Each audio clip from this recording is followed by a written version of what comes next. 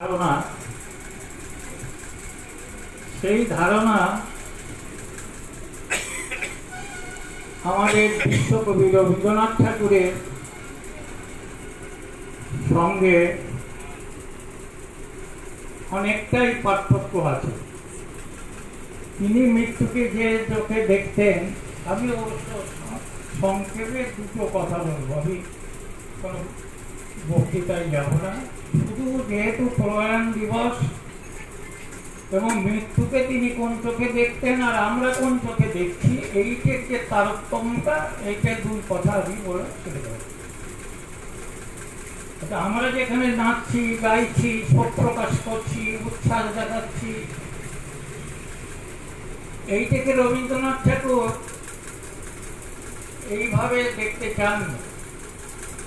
তিনি এর মধ্যে একটা পার্থক্য খুঁজতে চেয়েছেন,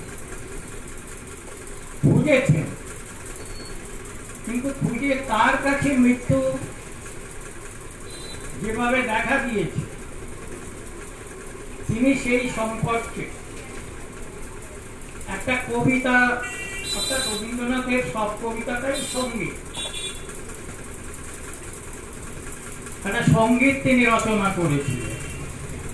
যেহেতু আজকেই আমি আসার বসার সঙ্গে সঙ্গে এই কথাটা উঠেছিল, এইটা দিয়েই আমি আর কি শুরু করলাম বা এইটা দিয়েই শেষ করব। তা তিনি যে গানটি লিখেছিলেন বা যে কবিতাটি লিখেছিলেন, সেইটা এখন আমার অত মনে টনে নেই। তো দুটো লাইন তিনি যা দিয়ে শুরু করেছিলেন, সেটা হচ্ছে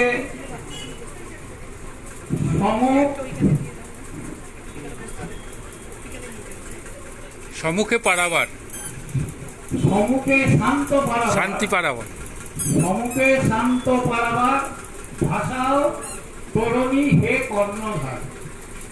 এই বোধহয় লাইন দুটো ছিল, দিয়ে শুরু করেছি।